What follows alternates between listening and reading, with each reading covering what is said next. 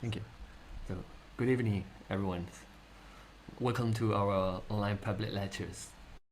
Today's lecture is hosted by Citta Gavesī, Center for Mindfulness. So, I'm Reverend Nasara. I'm the coordinator of Citta Gavesī Public Lectures. The Citta Gavesī is a mindfulness teachings and training center, origin in Sri Lanka.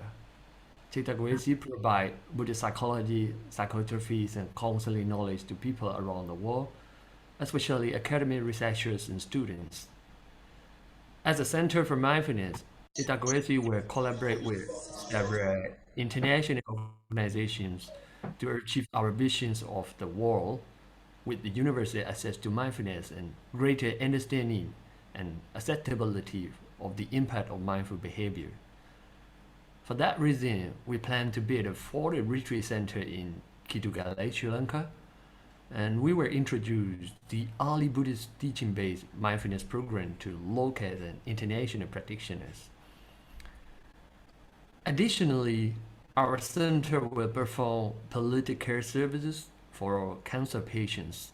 We purpose to provide Buddhist mindfulness-based group counseling to cancer patients at retreat center, hospitals, and caring homes.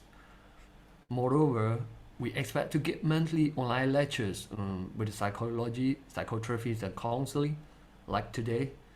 The previous month also we discussed on some psychological aspects in Buddhist teachings. So our online lectures series is starting now with the course of Professor Wasantha Priyadarshana, the founder of Citta Gavesī. Professor Wasantha Priyadarshana was born in Sri Lanka. He joined the University of Colonial and earned his bachelor degree with first-class honors in the year 2000. He earned his master degree at the same university in 2002. Professor obtained his PhD at the Postgraduate Institute of Pali and Buddhist Study, the University of Colonial, with the dissertations entitled Therapies or Mental Diseases, Studies or Psychoanalysis and Behavioral Therapy as depicted in Tibetan literatures. In 2002, he started his teaching career at the University of Colonial as a temporary assistant lecturer for the Department of Pali and Buddhist Study, and he became a permanent lecturer at the Buddhist and Pali University, BPUs or Sri Lanka from 2005 to 2009. In the mid of 2009, he moved to the Postgraduate Institute of Pali and Buddhist Study as a senior lecturer. In 2016, he was promoted to a professorship. So he was teaching as a visiting professor at the Center of Buddhist Study and the University of Colonial, the Buddha Dhamma Center of Hong Kong, and some Buddhist university in Myanmar. Currently, Dr. Wasantha is a professor in departments of Buddhist culture, Postgraduate Institute of Pali and Buddhist Study, the University of Colonial. So Dr. Wasantha research field Buddhist psychology, Buddhist counseling, and psychotherapy. Articles like culture-bound syndrome, a Buddhist psychological analysis, grief management in Buddhism for human development, Buddhism as a system of psychotherapy, psychotherapeutic values of Wasantha for the enhancements of modern psychotherapy, and finally Dharma therapy in Buddhism, a Buddhist psychological overview and counseling and psychotherapy. So these are the research work of Professor Wasantha. So today you are expected to listen to Professor lectures named What Buddhist Psychology Really Is. So now I'd like to invite Professor to deliver today's lecture. Professor, please silent. Okay. Thank you very much, Venerable. Can you hear me? Very well, sir. You can hear. Okay. Okay. Thank you very much. So today our topic is what Buddhist psychology really is. So there are some reasons to name the topic as what Buddhist psychology really is. So we know that the subject of Buddhist psychology has been very popularized subject every nook and corner of the world. So almost all the universities, they are really introducing kind of related subjects as Buddhist psychology, Buddhist counseling, Buddhist psychotherapy, some mindfulness programs, etc. and etc. So I think since this subject has been very popularized subject area in the university studies as well as in other studies, so I think that it's better to have a comprehensive discussion to understand the subject, what really Buddhist psychology is. So we can see that this subject, I mean the term Buddhist psychology, I think at the beginning of 19th century, Madam F. Rhys Davis, she really translated the first book of the Theravada Abhidhamma, Dhammasangani, into English as Buddhist Manual of Psychological Ethics. Buddhist Manual of Psychological Ethics. It was the translation of the first book of Theravada Abhidhamma, Dhammasangani. So really she translated this Dhammasangani into English and named it as Buddhist Manual of Psychological Ethics at the very outset of the 19th century. So for the first time, we see the term Buddhist psychology. Later, she did several considerable academic contributions to in this field.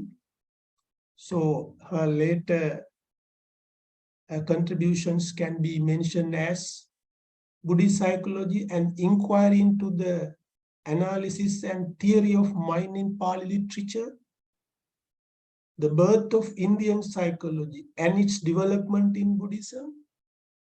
So in this way, she really translated such Buddhist text and she added her own understanding to explain that the nature of psychology in Buddhism. So I don't see that actually she has directly used the term Buddhist psychology, but she used the term psychological ethics or psychology in Buddhism. There are a few places I see that she has directly mentioned Buddhist psychology, but her understanding is so advanced rather than the later writers, rather than the later contributors towards this field. So when it comes to these books like Principle of Buddhist Psychology, written by David Kalupahana, Buddhist and Freudian Psychology, written by Padmasiri de Silva, An Introduction to Buddhist Psychology and Counseling, same author, Dynamic Psychology of Early Buddhism, E.A. Johansson, and very later contribution to this field, Siddhartha's Brain. So when we are reading this book, we can see that really what they have done. When it comes to the book Principles of Buddhist Psychology, written by David Kalupahana, he has tried his ultimate best to understand psychology in Buddhism under these topics: history of Buddhist philosophy, epistemology and psychology, the Indian background, like that, under these topics. He has tried and contributed his understanding on psychology in Buddhism. But I see after my reading, after my comprehensive reading, and I realized that David Kalupahana, very erudite scholar in Buddhist studies, he has done a lot to this field. We really appreciate his contribution. But when it comes to this, the principles of Buddhist psychology, this is my understanding, this is my personal understanding. He has tried to put the Buddhist knowledge into the very popularized subject area of Western psychology. So when it comes to the Western psychology, we see that they have very popular topics: the personality, motivation, personality development, abnormal psychology, developmental psychology, cognitive psych, like that. So if you freely read this text, Professor Kalupahana has really tried his ultimate best to discuss his understanding of psychology in Buddhism. But I see that his contribution is really to the very popularized topics in Western psychology. He has contributed his understanding under such topics without limiting into the Theravada Buddhism. Even he has considered Yogachara, Yoga, Madhyamika Buddhism. So going through these various aspects, he has tried his ultimate best to discuss the psychology in Buddhism. But I see that he has selected very popular topics in contemporary Western psychology. That's my understanding. So when it comes to the Buddhist and Freudian psychology, the author is Padmasiri de Silva. What he has really done, these are the chapters of this book. So if you have the time in your lesser times, you can read. So you can see that he selected his limitation as the fundamentals of Freudian psychology and early Buddhist teachings. He has really tried his ultimate best to compare and see the similarities and dissimilarities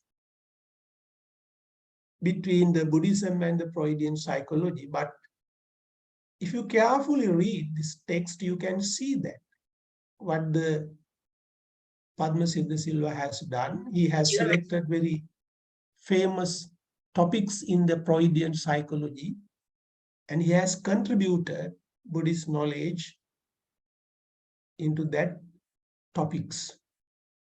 So we know that Freud has used almost all the very considerable popularized subjects areas like ego, superego, id, libido, death instinct. So Professor Padmasiri de Silva, considering such popularized areas, he has tried his ultimate best to contribute how Buddhism understands such things and so on. But we see, as the Kalupahana's book, we see the same practice, the same method has been used both authors. That's my personal understanding.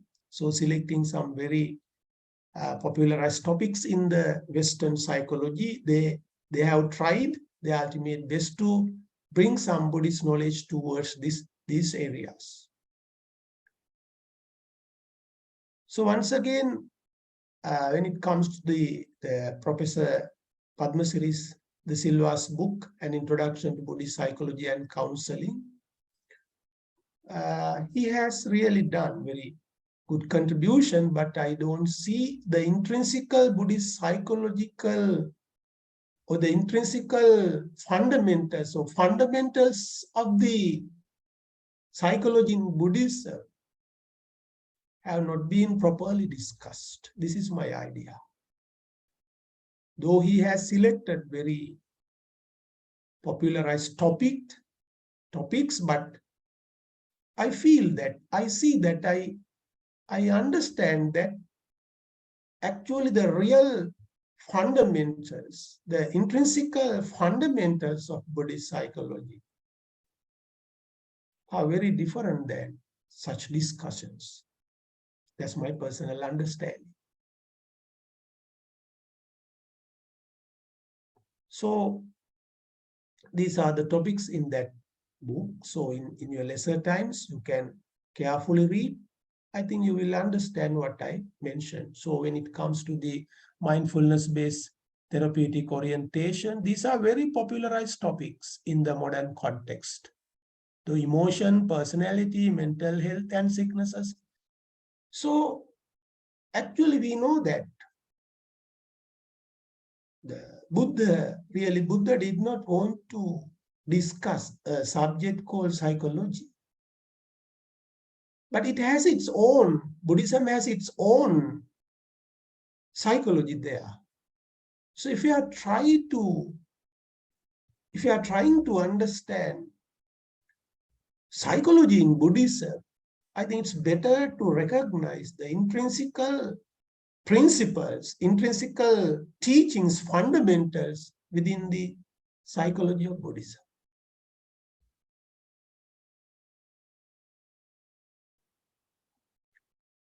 So, A Dynamic Psychology of Early Buddhism, written by E.A. Johansen.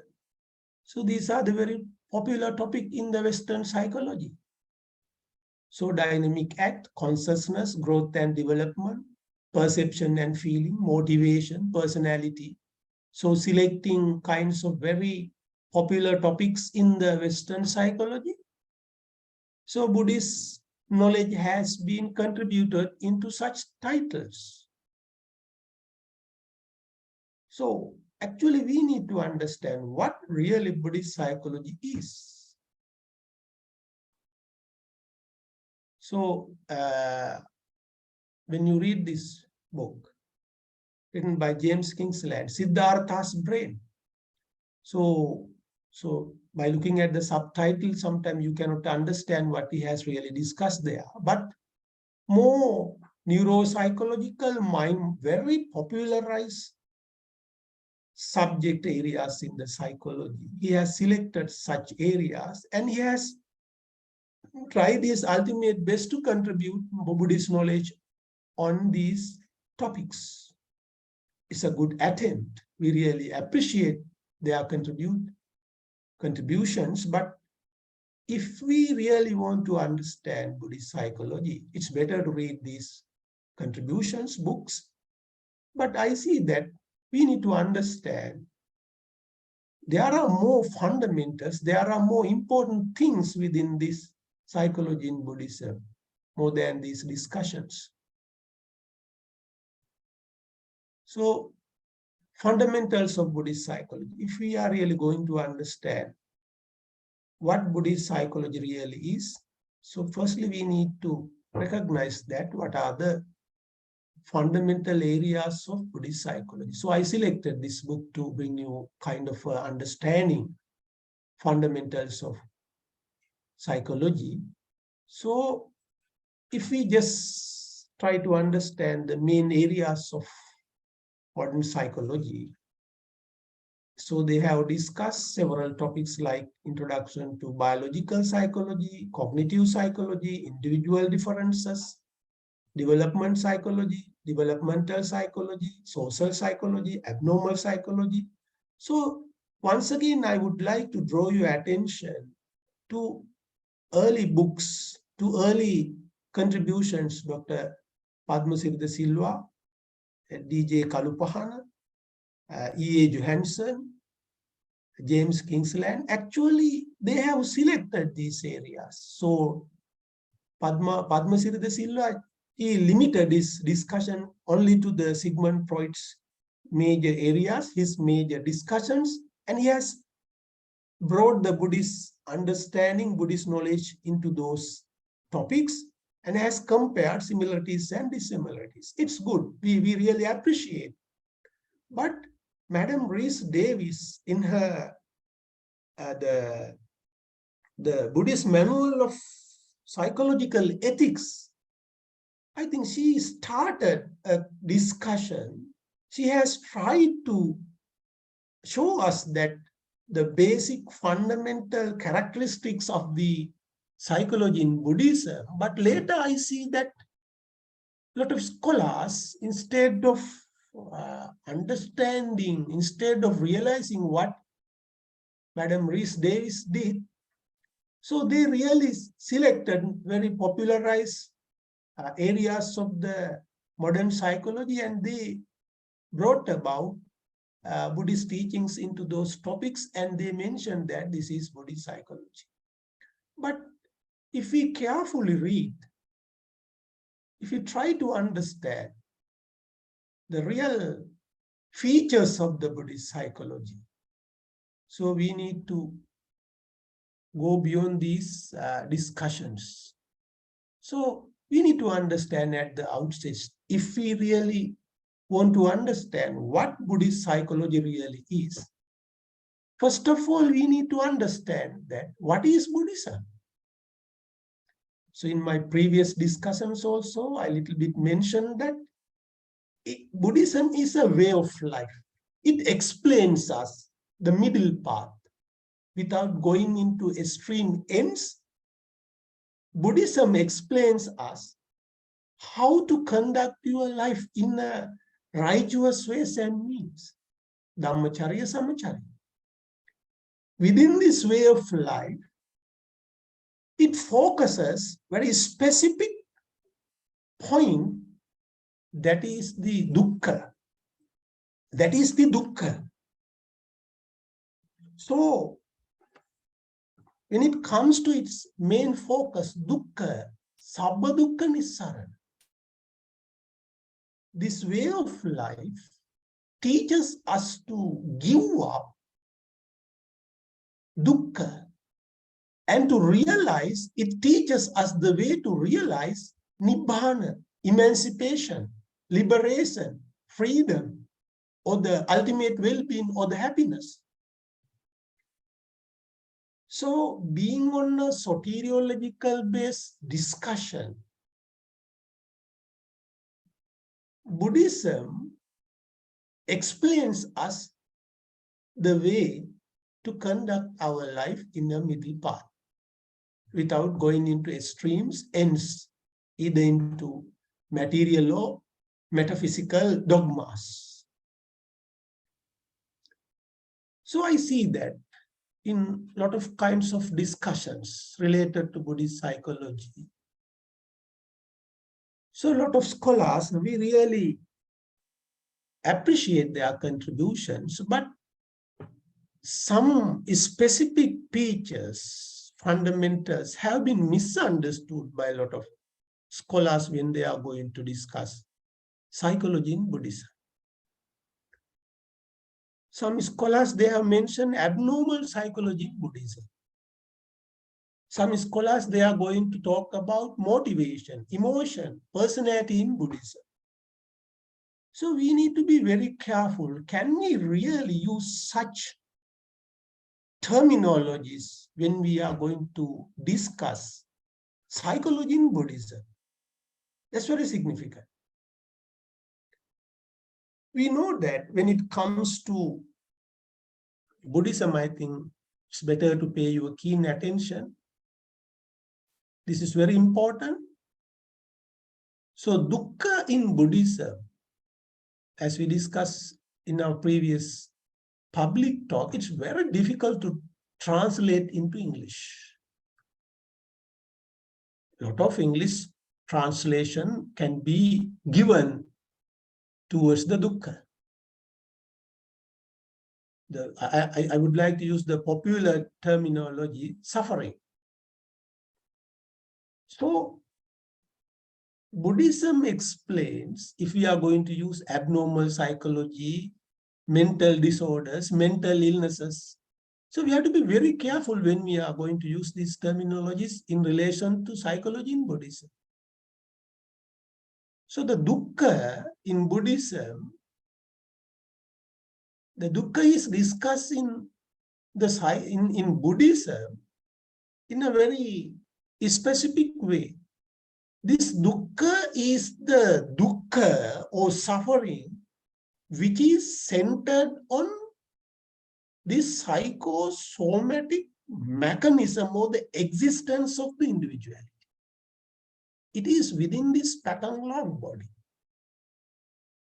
It is within this pattern-long body. This suffering has been fabricated by the unhealthy mentalities within the conceptual or the perceptual world of the individual. Buddhism recognizes the main root cause of this dukkha as the self-reification or self-identity or the sakkaya ditthi or the self-identification, or in other way around, self-appropriation. So this is the clinging into these five aggregates: Rupa Vedana Sanya Sankara, Rupakkanda Vedana, Rupa Vedana Sanya Sankara, Rupa, the physiological basis, the physiological functions of the individuality, Vedana feeling, Sanya perception, Sankara volitional construction, Vijnana consciousness. So individuality is concerned as the unity of both physical and psychological elements. So when we have the clinging into this psychosomatic function, we accept it as this is mine, this is myself, it's me, it's belong to me. Self-identification arises in this context. This self-identification, this self-appropriation, this self-reification is recognized as the major root cause of this dukkha.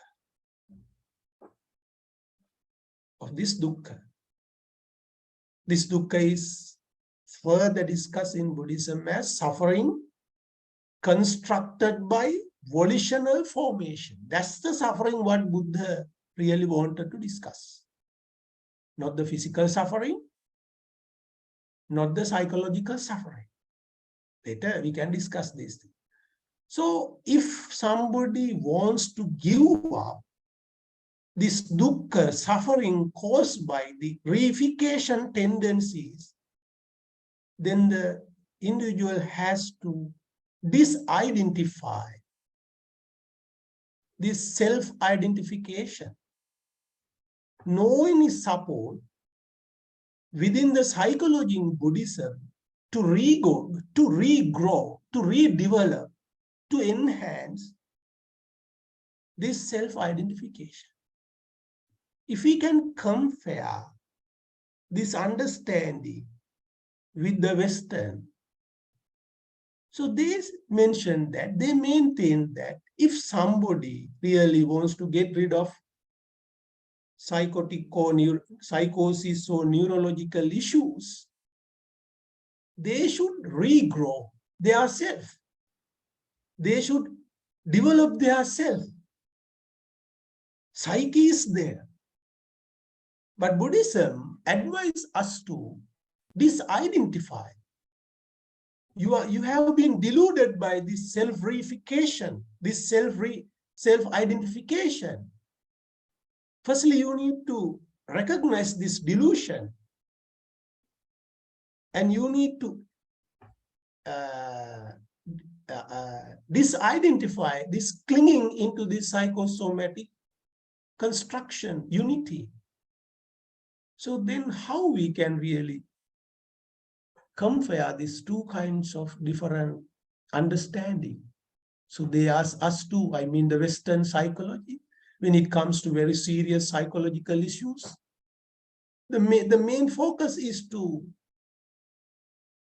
regrow, enhance, develop self. If you read Freud very carefully, Freud himself says that what I can really do, I can support for the people to get rid of their neurological issues, but I cannot help them to stop once again going back to normal sufferings. So this is my understanding. So when you carefully read those subject areas as developmental psychology, cognitive psychology, abnormal psychology. So they advise us to develop your personality, regrow yourself. So in relation to Buddhist discussion, so we cannot discuss about the personality development. Later we can discuss. So they have, when Western psychology ends their discussion saying that the answer to get rid of the dukkha or a suffering is to regrow, Buddhism starts from that point that is the illness. That is the starting point of creating mental illnesses. That's Buddhist understand. If they stop in that understanding, Buddhism says that it's misunderstanding. That's the point we need to understand. So, once again, Buddhism says that if you are trying to regrow yourself, if you are trying to enhance yourself, the first truth of the Buddha, dukkha satya, the truth of the suffering, that's the starting point of Buddhist psychology. In the starting point of Buddhist psychology, actually psychology in Buddhism says that the idea of regrowing, the idea of cultivating, the idea of enhancing self-reification, self-identification, ego is the root cause of suffering. So totally different. Totally different. So that's the one thing we need to understand. When they ask us to regrow the self, Buddhist psychology in Buddhism asks us to disidentify the self, sakkaya. That's very important point what I need to understand according to my realizations and so on. Then that's the starting point, psychology in Buddhism. The psychology of Buddhism brings very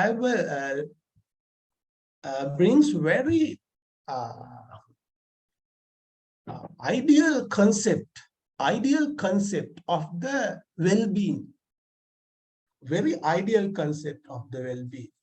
That's very important.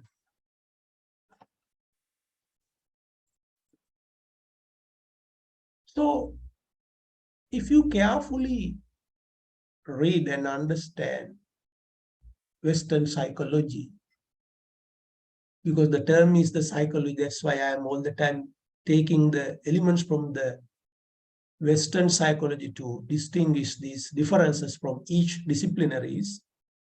So they don't express ideal concept, ideal character. This is the ideal character who really enjoys ultimate well-being due to our psychology. Even Sigmund Freud was unable to give an ideal character who is really enjoying the ultimate well-being. But within the psychology in Buddhism, discussing the suffering, then it expresses, it denotes, points out the ideal concept of mental well-being. But this is not really a theoretical concept. So Nibbana, or a happiness, or a freedom, or even we can say emancipation or samambonyu, the Nibbana, the Buddhist discussion on Nibbana doesn't become a theoretical, mere just theoretical concept. So if we try to translate this discussion Nibbana into English, we can translate it as happiness and pleasure. So Nibbana is recognized in the psychology of Buddhism as Nibbanam Paramam Sukha. It is the ultimate well-being, ultimate happiness. So the Sukha in Pali, it denotes happiness and pleasure. In English, happiness means it has relations towards the mental ease. When it comes to the English language, in the Pali, it has the meaning, the Sukha has the meanings of happiness and pleasure. In English, happiness, it has more relevances towards physical ease. Mental ease. The pleasure, it has more relevances towards physical well-being. So then it is very clear that Nibbana is not just mere theoretical concept. It is to be realized within this very life, and it has mental and physiological benefits. It can provide us mental, physical benefits as well. That's the more important thing what we need to understand. There are a lot of discussions. So psychology in Nibbana, there are a lot of discussions have been made already, but I see that there are a lot of things what they have missed to add into this discussion. So we know that the person who has attained into Nibbana, he has almost eradicated the fire of desire. He has almost ceased the fire of desire, the fire of hatred, and the fire of delusion. Ragakkaya, dosakkaya, mohakkaya. He has almost ceased fire of desire, fire of hatred, and the fire of the delusion. And he has reached to completely cooled state, Siti Bhuta. The person who has ceased those fires can attain into completely cool state, which is discussed in early Buddhism as Siti Bhuta, completely cool. I think it may be due to the geographical situation. So we know that within the Asian region, especially in India and Sri Lankan context, we know that almost all the time we are encountering with the very hot, the experiences. So we like to enjoy this cool, completely cool. Hot weather can be seen almost all the time, but we like to just relax. So that's maybe the main reason. The completely cool, the nature of the completely cool, the characteristic of the completely cool states, conditions have been added into this understanding. But there are some psychological points to understand further. So the experience of Nibbana becomes a really experience which has the mental and physiological benefits. So, but I don't see that such elements, such characteristics of the psychological experiences of the Nibbana have been discussed in those discussions especially. We know that a person who really attain into Nibbana, there will be a lot of, according to this ideal concept, we see very highest, deep-rooted, very comprehensive discussions, psychological points related to Nibbana. So the person who has already attained into Nibbana, so they really go beyond dichotomy of masculinity and femininity. They really go beyond that dichotomy of masculinity and femininity. They're really free from those sex. That's very important. Once Venerable Soma Theri, she was meditating according to the sister's saying, Theri Gata Soma Theri. She was meditating. Then the evil Mara comes. And she was rebuked by the Mara and questions that you are a lady, you are a female. You cannot reach to the Nibbana. It's almost up to the male. Then she says that I am neither male nor female. I am beyond the dichotomy of the masculinity and the femininity. So we see that there are considerable changes of the normal physiological sexual functions of the individuality when the person enters into the Nibbana. So there are such characteristics within the psychology in Buddhism. If we are trying to once again relate these psychological points under the subtitles of the Western psychology, I think we are harming to this subject. So main objective of Buddhism is to show us the path leading to happiness, emancipation, liberation. That's the main goal actually in Buddhism. Almost all the teachings are centered on to support, to attain into this goal. So we have the freedom to talk, the motivation, how Buddhism understand motivation and so on. But if we are, after discussing almost all the things in Buddhism, categorizing under these topics, and if we are saying that this is the psychology of Buddhism, I think it's not really good. Firstly, we need to understand intrinsic principles within the psychology of Buddhism. Then the subject is very clear. Then we are not harming. But I see almost all this. Actually, there are some scholars, so they have real. I'm not criticizing. Don't misunderstand me. I really appreciate their contribution. I really give full credit to them. They are the pioneers who really started this discussion. That's why we are so interested in this subject area. But we are giving just actually kind of constructive criticisms. So for the students, I am also a student of reading this subject further and further. This is my understanding, what I really want to share with you today. So this is very important.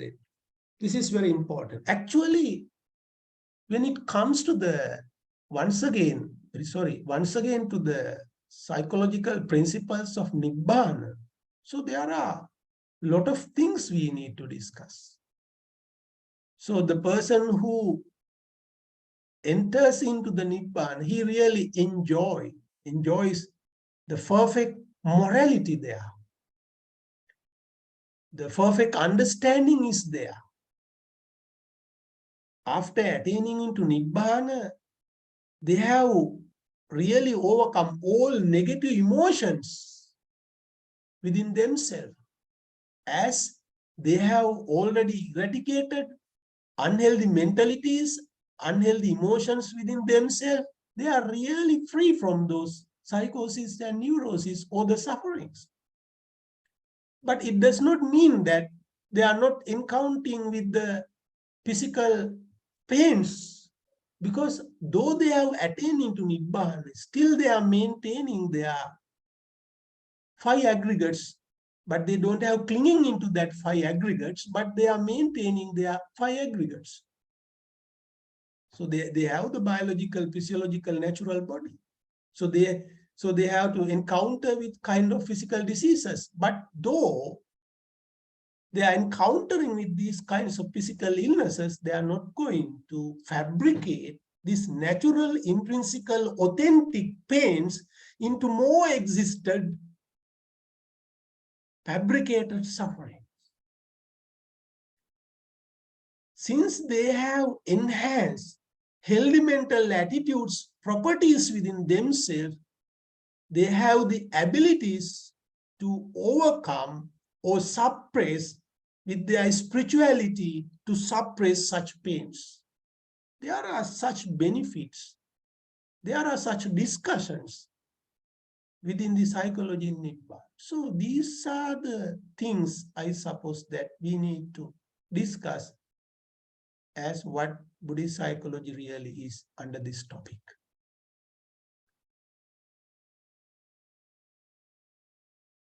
So we know that this is the first discourse of the Buddha. There are 8 kinds of suffering. Almost all these 8 kinds of suffering can be divided into 3 once again, as physical suffering, as psychological suffering, and the last one as the fabricated suffering or a cosmic suffering. So the discussion of suffering in the psychology of Buddhism cannot be related to modern discussions on abnormal psychology, mental illnesses, mental disorders. If we are trying to do so, I think we are harming to both subject areas. That's my personal understanding. That's my really personal understanding. Why I'm saying in this way, no any perfect systematic pathological conditions. Such sort of systematic pathological condition has not been discussed in the psychology of Buddhism. No any systematic way of etiology can be recognized within the discussions of suffering in Buddhism. So then how we can say that abnormal psychology in Buddhism? So it does not mean that we can use such terms. But actually within the Buddhism, we see that, I see that normal discussion, normal ego is there. So we cannot really use the concept of ego. So Buddhism doesn't want to say that there is the self or there is not the self. Buddhism really wants to change our wrong attitude towards the self. So, but if we are borrowing the term to understand this concept further very clearly, within the Buddhist discussion, we see the normal ego. So the ego, what the Buddhism discuss, cannot be compared with the modern understanding on superego, egoid, like that. So that's my one of understanding. Instead of discussing the ego, as I mentioned earlier, Buddhism asks us to disidentify this misunderstanding. Then how we can talk about that sort of subject? Then other thing is that what I really want to discuss with you is that within the Buddhist discussion on suffering, I see that Buddha really did not want to talk about these kinds of suffering. Birth is suffering, aging is suffering, illness is suffering, death is suffering. These are physical sufferings. Those such sufferings have been mentioned here. Buddha did not want to talk about as a physician. What are these physical suffering? How really we can overcome such suffering? That's up to the role of the physician. Though Buddha has been named as Bisakka, great physician, it brings another sense.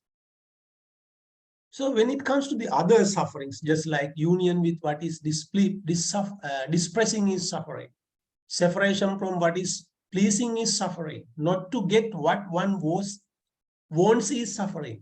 These are the psychological sufferings. Union with what is distressing is suffering. Separation from what is pleasing is suffering. Not to get what one wants is suffering. These are psychological suffering. But really Buddha, according to my understanding, within the psychology in Buddhism, I see that Buddhism really doesn't want to talk about these psychological suffering, abnormal behaviors. Actually, psychosis or neurosis, no such discussions within the psychology in Buddhism. What really Buddhism wants to discuss is, in brief, the five aggregates subject to clinging are suffering. This clinging, the psychological clinging into psychosomatic existence causes to create suffering. That's the suffering what psychology in Buddhism wants to discuss. This is very important. This is from the Mahatanha Sankhya Sutta. Within the Mahatanha Sankhya Sutta, Buddha explains what is the suffering constructed by the mental formation. So we all have to encounter with physical and psychological suffering from our birth up to death, because we are human beings. We cannot go away from the suffering until we die. That's why psychology in Buddhism gives us the pathway to minimize suffering and to maximize the well-being. Because suffering becomes a very natural, common experiences. That's the predicament from the birth up to the death what we are encountering. Even Arahant, they experience physical pain. There are such discussions in the future, so we are going to discuss such areas slowly. So, but Buddhism gives the priority to understand, instead of mental diseases, mental illnesses, abnormal behaviors, but Buddhism really wants to discuss suffering constructed by the mental formations. So, as a child, from our childhood up to now, we are having the relationships with the environment. As the self, let's take the self to understand. The self from birth up to now uses these faculties to get the object from the outside into inside. Object develop object relationships, object development relationships. So as the self, we get the objects from the outside into inside, and we develop such things. We develop such objects what we have taken into inside through our feeling, Vedana, perception, volitional constructions, mental proliferations, conceiving, thinking, considerations.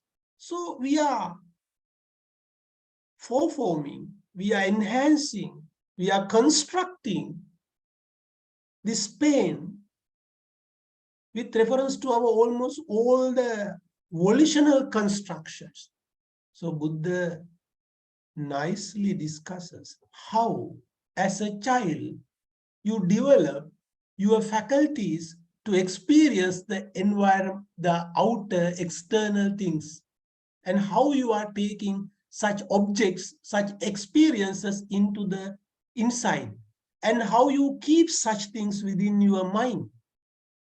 Normal consciousness, how such things what you have kept in your consciousness, how you are using such experiences to enhance, recreate, fabricate this authentic pain into more extended, fabricated, and the collaborative sufferings. Then who really creates the self-centric, the self really creates these sufferings. So self-centric, self-centered, unhealthy mentalities, what we have kept within our normal consciousness, we are using such things into fabricate such suffering into more collaborative sufferings, more expanded suffering. This is the suffering. This is the dukkha. This is the issue what Buddha really wants to discuss. Not the physical, not the psychological. Then how really we can say that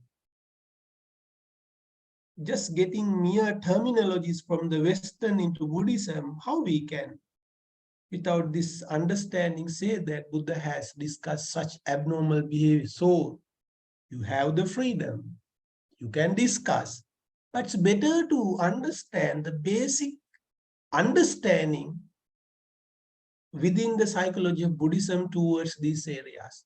So once again, I would like to conclude this discussion by looking at the first discourse of the Buddha, the in brief,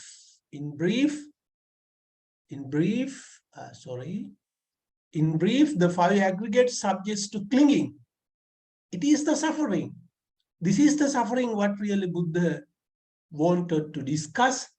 This suffering, this actual suffering, we all as the human being from our birth up to death, we need to face to physical or the mental sufferings as what we discussed earlier. But these authentic natural sufferings are being recreated by our self-reification, self-appropriation into more collaborative, more extended level. That is the main objective of Buddhism to discuss. That's the suffering what really Buddha wanted to discuss.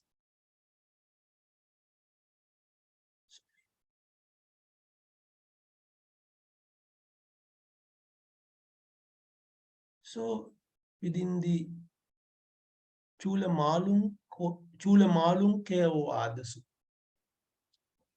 Chula Malung Keovada Sutta, Chula Malung Kayaputta Sutta. This is really from the Majjhima Nikaya. End of this sutta, addressing to Venerable Malung Kayaputta, Buddha says that I really don't want to discuss the philosophical matters or epistemological matters, material thing or ideological things.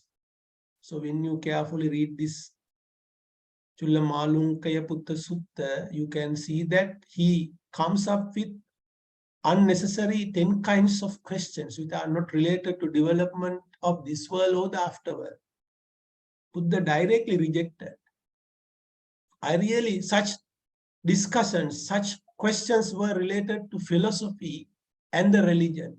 So addressing to such, without giving the answer, but addressing to his context, Buddha says that once again, I really do not want to construct a mere philosophy or religion. My main purpose is to discuss dukkha. That's the dukkha constructed by mental formation and their causes and the way to get rid of such sufferings and to enjoy the freedom what we discussed earlier as the Nibbana. This is very important. This is the psychology in Buddhism. So if we are trying to bring these discussions into modern popularized, if we are trying to categorize such discussion under such terminologies, I see that we are harming to psychology in Buddhism. That's my personal understanding. So this is very clear then. Buddha doesn't talk any suffering which is beyond this psychosomatic existence. And the very important thing is that this suffering is really the suffering within the very individuality, within this very individuality. That's why my suffering becomes my own suffering. It is in my own conceptual world. This suffering has been recreated by reification, my self-reification, or my own unelemental emotions. in accordance with the Western understanding on psychosis or neurosis.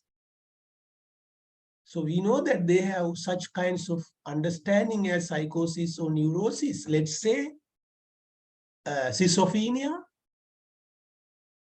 When the schizophrenia comes to a 10 kinds of individual, it becomes 10 kinds of schizophrenia issues. That's the important thing we need to understand. Because according to the psychology of Buddhism, my suffering becomes my own suffering. It has been constructed by my unhealthy emotion, my unhealthy mental attitudes. The symptoms appear as the characteristics of the schizophrenia, but it has been recreated by my own unhealthy emotions and so. So when we are going to help such kinds of schizophrenic patient to get rid of such issues, it does not mean that that illness should be managed by the medication, but with the medication, we need to understand how his mentality, how his unhealthy emotion, unhealthy mentalities have been almost constructed within this very individual. Without going into his mentality, without understanding it from his childhood up to now, how he has developed these unhealthy emotions and unhealthy mental attitudes. So it cannot be managed only through the medication. So we discussed earlier. In the future also, we are going to discuss how Buddhist understanding on schizophrenia and how from the Buddhist psychological principles, how we can really help to these sort of issues and so. That's one point I really. So this is very important. So this is the whole scenario of the self.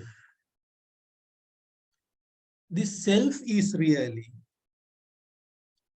this is from the Madhupindika Sutta.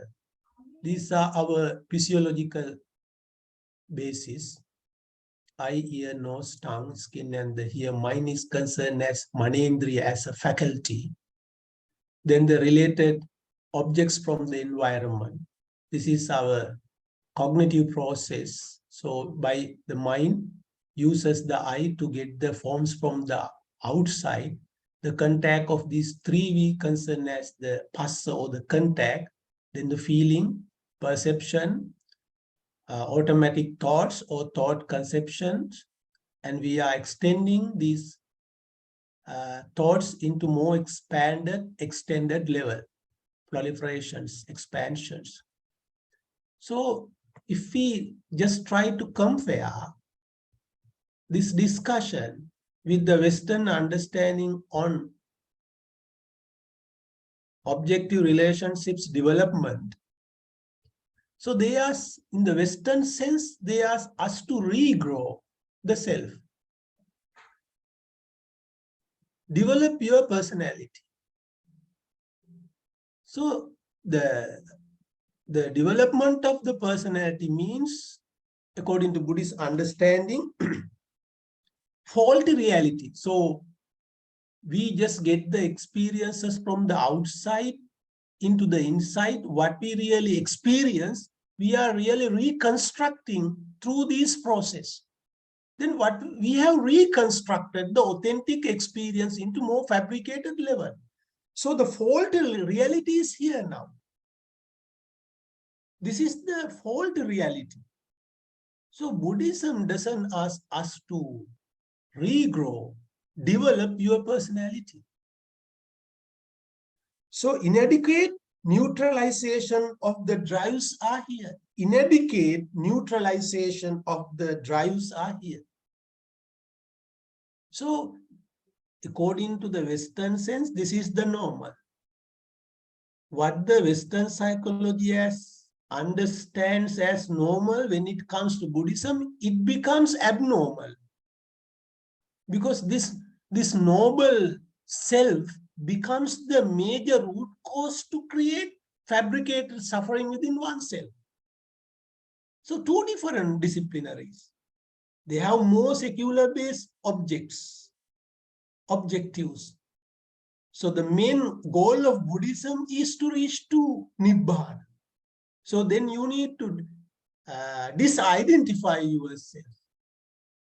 So then my understanding is that from the Buddhist psychological understanding, what we are now discussing, so there are more benefits, there are more spiritual developments, there are more ethical discussions, moral discussions within these discussions, within the Buddhist psychological discussions.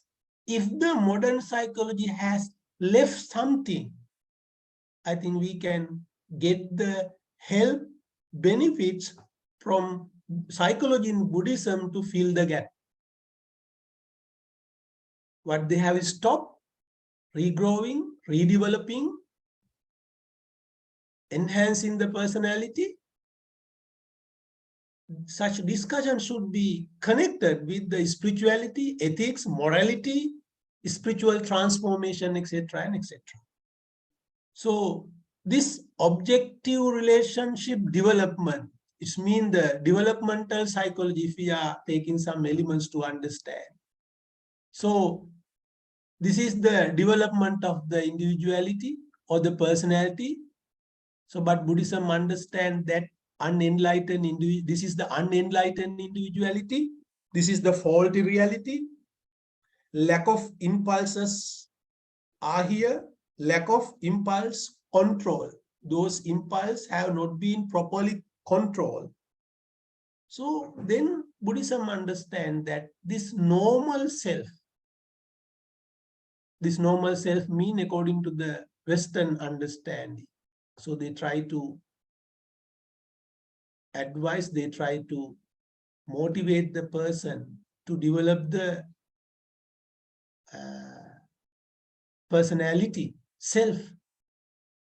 But this normal self or regrowing self is recognized in the Buddhism as the mental ill person. All unenlightened individuals are deranged. This is the unenlightened mind. What they are experiencing from the outside into inside, what they are taking the things from the outside into inside, they are recreating through this process, through the consciousness, through the contact, feeling, perception, conception, proliferations, they are reconstructing it. So they are changing the reality into unreality. So then this normal, according to Western sense, this normal self really has recreated and changed the reality into unreality. So that's why Buddhism asks us to understand my fabrication process. I am fabricating the reality into unreality. That's why Buddhism advises us this clinging process, the attachment into the psychosomatic unity becomes the major issue that brings about various kinds of suffering into humanity. That's the one thing what I see in the Buddhist psychology. So then, if the development of personality becomes a major issue that brings about suffering, Buddha asks us to not to develop, regrow your personality. It does not mean that we are against to the development, we are against to the progress. Buddhism against to enjoy the life. It does not mean, it does not bring that sounds, that's meaning. We can understand perfectly. So in the Markandeya Sutta, so Markandeya and the Buddha, they had a discussion regarding what is physical well-being. Oh, what is well-being? What is ultimate well-being? Not physical, what is ultimate well-being?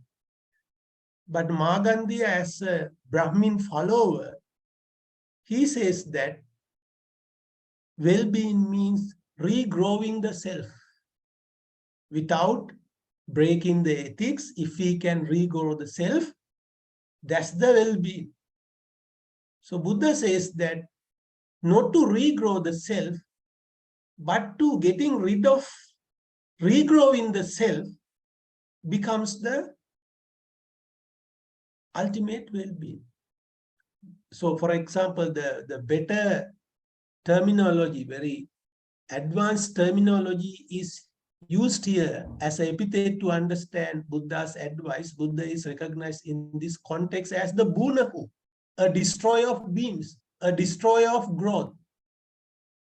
Here, destroyer of beings or the destroyer of growth means Buddha gives the meaning in this context not to cling into this fabrication process,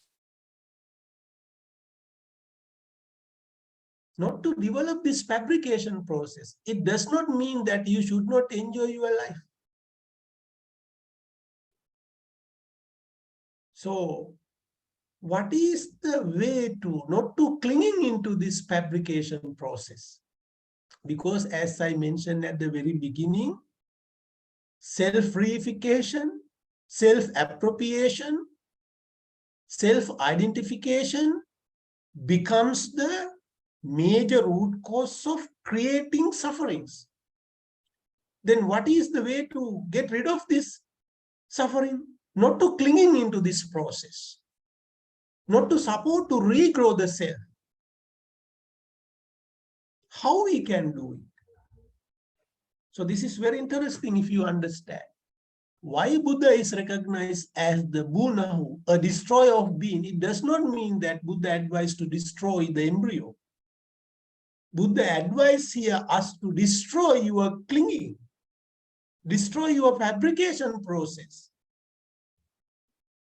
destroy your delusion, destroy your unhealthy mental elements, emotions, function under feeling, perception, develop under feeling, perception, vijnana, consideration, thoughts, proliferation process, proliferations. So later we can discuss. So as Buddha has advised us to eliminate or to, not to eliminate, to stop or to overcome or to manage this fabrication process, this psychological clinging process, in this context, Buddha has been understood as the destroyer of being, the destroyer of growth. How can destroy this growth? How can eliminate this psychological embryo? So this is the very erudite scholar, Professor Karunadas. He also says that it is clear, therefore, that in this particular context, Bunahu does not refer to the one who has destroyed what is prosperous and glorious, but to one whose sense organ and mind so not hanker after their corresponding sense data and mental states. So when you carefully read Madhupindika Sutta, we can see that how as the individuals, we are using our sense faculties to get the environmental experiences into insight. So such data are once again being recreated by our psychological clinging process. Then we are totally changed reality into unreality. It is very true that we are having from birth up to death physical and psychological suffering. Even Buddha also had such physical suffering. Since they have destroyed this psychological embryo, they were able to limit pain into pain, pain into authentic pain, natural pain. They did not really fabricate this. No fabricated suffering they experience after attaining into Nibbana. So they did not bring this fabricated suffering into the collaborative suffering in the social context, societal context. That is the suffering. These are the psychosis and neurosis in Buddhism, not in the Western sense.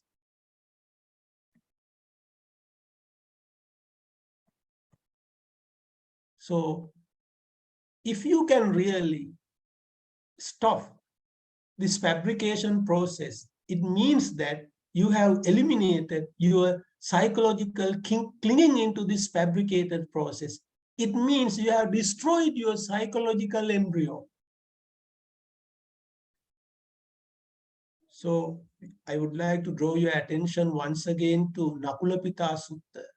At the age of, I think, 80, he comes and asks the Buddha that I am having many physical suffering. Buddha says, that's true. But if you have healthy mind, though your body is full of physical suffering, you can enjoy mental well-being. You can enjoy well-being. Not the mental, you can really enjoy well-being. Though your physical body is full of physical suffering, if you have enhanced your mind, if you have stopped this recreating process, if you have destroyed this psychological embryo, really you can enjoy well-being. It does not mean that we have eradicated fully almost all physical suffering. We have limited physical suffering into authentic suffering.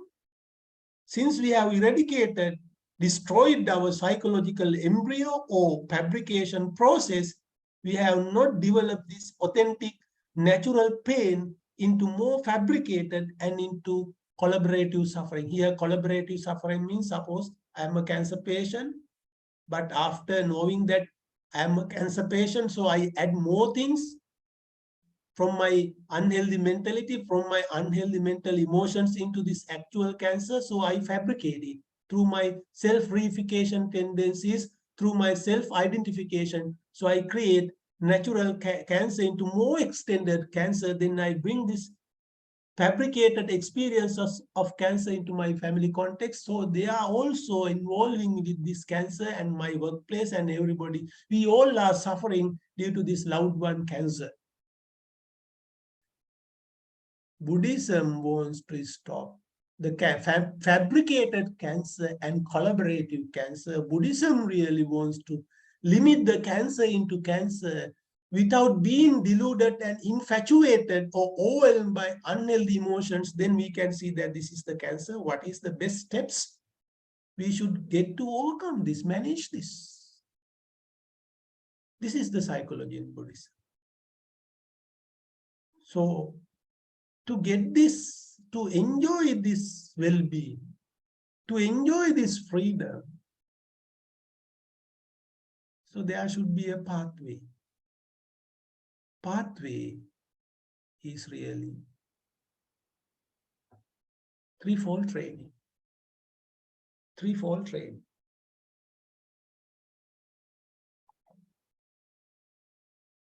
This threefold training is the Noble Eightfold Path. This threefold training cannot be separated from these three pillars. It's very important. Every nook and corner of the world, there are a lot of discussions regarding mindfulness, regarding Buddhist psychology.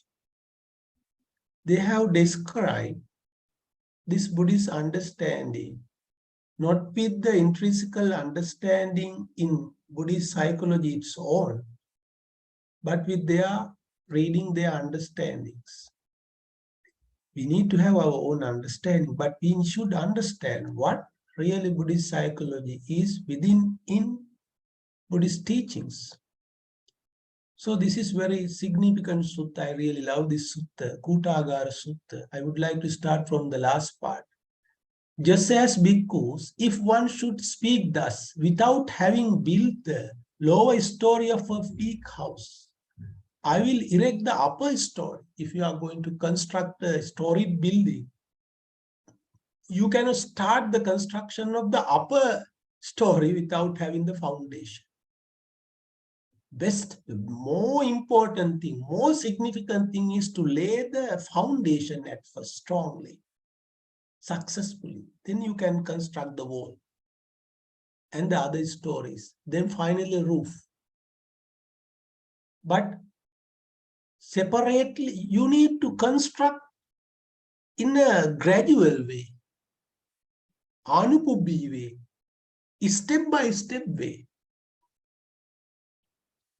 So this threefold training can be mentioned as the mental cultivation process, more than the meditation, mental cultivation, bhavana, mental cultivation.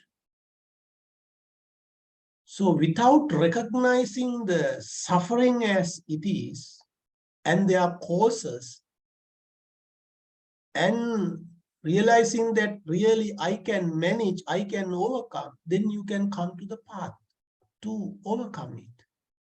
There should be the gradual understanding. There should be the gradual process. What is this gradual process? Threefold training.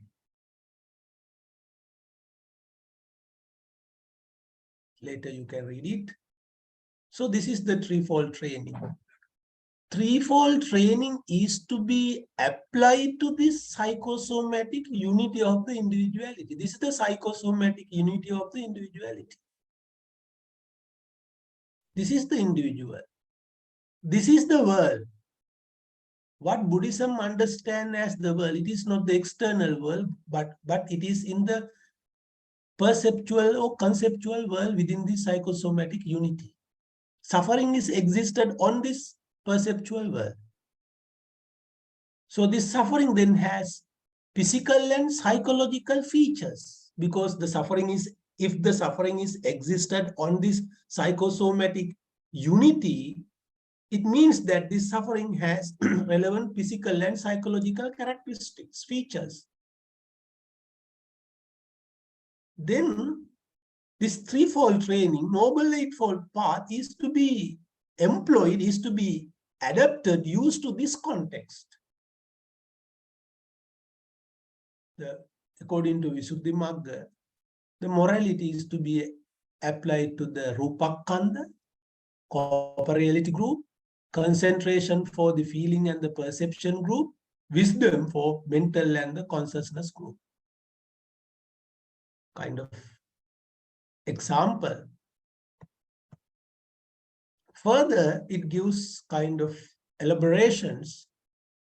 The Rupa, the basis of all psychosomatic problems, corporeality group. Then the morality is there. The morality becomes a temporary solution. And the feeling and perception, we are fabricating the real, authentic suffering into more fabricated. That's why feeling and perception, feeling is here sickness, perception is recognized as the provocation of the sickness. Then the disposition and the consciousness, these two elements are recognized as because of the sickness and the sick man finally. This is the threefold training. Morality is for the Rupa, concentration for a feeling and perception, wisdom for the disposition and the consciousness. So Sila gives temporary solution, periodical solutions from the concentration and the totally the eradication from the Vipassana, Tadanga Pahana, Vikammana Pahana, and Samuchcheda Pahana.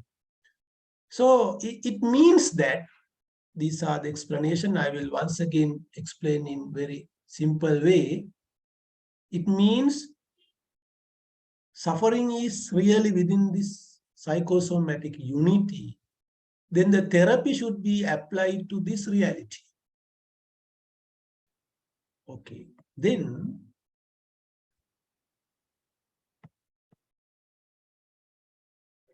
the first approach, that's a Sila.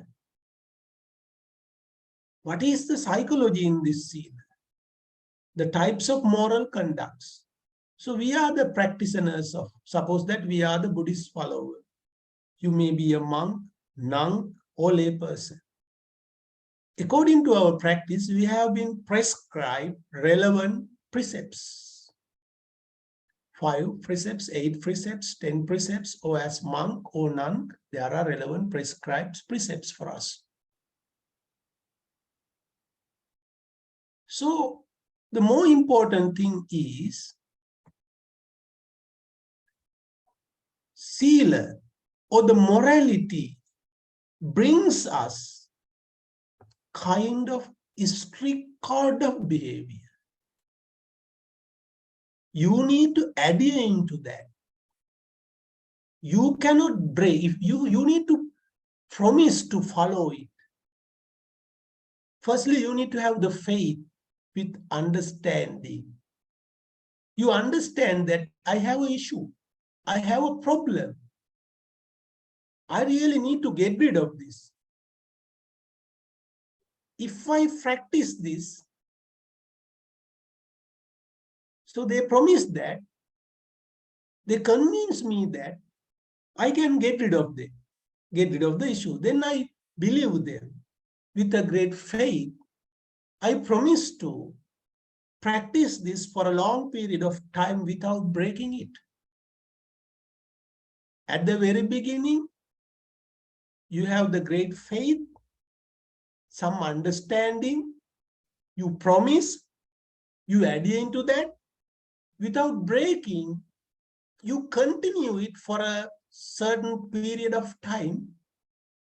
And when you are following it, continuing it, you slowly develop, enhance, add more developments into that, more precepts into that. When you pay your close attention to Samanya-pala Sutta, you can see that Buddha has shown us the extension of this morality as the lesser section, the intermediate section, and the great section, Chula Sila, Majjhima Sila, and Mahasila. Getting some examples from the Buddhist order, how they are using these precepts, Buddha shows us there are relevances, even these silas, towards the lay society also. Among the scholars, they have a kind of discussions that Buddha has preached a lot of suttas for the Buddhist monks. For the lay people, Buddha has preached very few suttas. There are such discussions. But when we take the Samanya-pala Sutta, we know that the main figure of this sutta is King Ajasatta. The King Ajasatta, he really killed his father. The objective of this sutta is really Ajasatta. But Buddha brings the principles from the fundamentals, from the silas, moralities, from the order, Buddhist monks, towards the lay society. Here the objective is to show that the psychology of sila, if you are practicing the prescribed, the relevant sila as a lay person or a monk, there are relevant benefits. How you can enjoy the benefits. That's the very important thing. So the psychology in sila is to be understood in this way. So we know that each precepts can be divided into two as Veramani and Samadhiyami. Refraining from. If you are refraining from doing bad, you need to apply doing good, performing good. So the more important thing is that you promise to follow it, you adhere into that, you continue it for a certain period of time without breaking it. So now you are engaging in new conduct, new way of life. When you are continuing this new conduct, new way of life, in relation to this way of life, you are having, for the first time, healthy mental attitudes. When you are experiencing these healthy mental attitudes, you keep it within your mentality. You establish this. Repeatedly, you are having these mental attitudes. Then you have established them. Your memory become full of healthy mental attitudes when you are engaging in this process. If you have collected more unhealthy attitudes earlier due to this new experiences, it causes to dissolve such previous experiences. This is the way to change the brain, to experience the new healthy mental attitudes.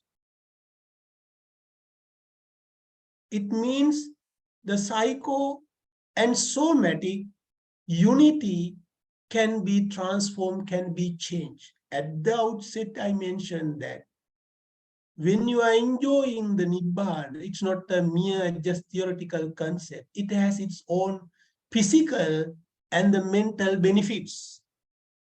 No need to wait until you reach to Nibbana. When you are following the path before the Nibbana, before the jhanic experiences in this day-to-day life, in this very life, you are having relevant benefits physically and mentally. My popular example is previous lecture also I mentioned that if you are a diabetic person, you need to adhere into a strict code of behavior, Veramani Samadhyami. You are not taking unhealthy foods. You refrain from taking unhealthy food. You practice taking only healthy foods in time. So you are not using the foods without this time. So you have been given a fixed time. You are just using the foods on that time. No vikala bhojan. So this is the way you are adhering into that. When you are using the healthy foods, there are relevant effects as a result of using healthy foods. When you are enjoying healthy mental attitudes, going along with this path, so you are not killing. Instead of killing, you are giving life. To give the life, you need to develop healthy mental attitudes, loving kindness. Without loving kindness, you cannot give life. You cannot get rid of killing. Metta is there. Compassion is there. You have this stable mind. So when you are refraining from doing bad, it means you are using or you are experiencing its opposite. That's making good. That's the way to acquire. That's the way to collect, gather healthy mental attitudes. So you gather healthy mental attitudes, you keep them. The gathering of these healthy mental attitudes, if you are borrowing the neuropsychological terminology to understand, we are changing the neurocells, we are establishing new neurocells as a result of collecting for a long period of time. This new healthy mental attitudes, you have totally changed your neuroplasticity. It helps you to change totally your brain to you have the ability to transplant a new brain instead of bad brain. It means that's why in relation to the Buddhist teachings, that's why we cannot say that personality. Instead of personality, we are using the term character, charita. Personality, it has some kinds of things cannot be changed. The chromosomes, the heredity, there are such things. But within the Buddhist discussion of charita, the physical and mental components of the individuality can be changed. So change in the human transformation process is to be started with the morality. This morality is to be practiced with understanding, wisdom. So we can discuss. So then when you are engaging in this process, when you are continuing in this process, you will receive the relevant benefits physically and mentally. Then you need to add more and more. Then you have been totally transformed your mental and the physical aspects. As a result of this transformation process up to the utmost levels, as an arahant, there will be the relevant transformation, your physical, mental, sexual functions too. As an arahant, attaining to Nibbana, so they don't experience seminal discharge. Even they don't see the nightmares. It means that they have not hidden any unhealthy mentalities, at least in their latent level. They have totally eradicated these unhealthy emotions. How we can reach to that level? The path is threefold training. You need to adhere into a ethical conduct at first. And you need to continue it for a certain period of time. And you need to add other components into this morality. So, according to Sonadanda Sutta, this moral development cannot be practiced without good understanding, wisdom. So they are going in hand. So then when you are practicing this morality, you are not depending on the prescribed moralities by the text or the tradition or the papers or the newspaper or a cinema or a movie or news. You just understand morality with your own realization, with your own understanding. You are not depending on others. You compare yourself, what is right, what is wrong. Me dhamma kusalai, me dhamma akusalai, me dhamma savajjai, me dhamma anuvajjai. This is right, this is wrong. This is moral, this is immoral. This is merit, this is demerits. So you take the measurement, you take the criteria as yourself in this moral reasoning. Sabbe tasanti dandassa, sabbe bhayanti machuno. Attanam upamang kattva nahanayanaga. You take yourself as the measurement. I don't like to be punished. You apply into the society. They also don't like to be punished. I don't like to be killed. Others also don't like to be killed. So you take yourself as the moral judgment, moral criteria, then you refrain from doing bad and you are practicing making goods. But you decide, you understand this moral reasoning, this moral judgment, taking the criteria as yourself. You are not depending on the mere sayings, mere text, classic text, etc. and etc. So in this moral practice, it helps you to bunahu. It helps you to destroy the psychological embryo clinging.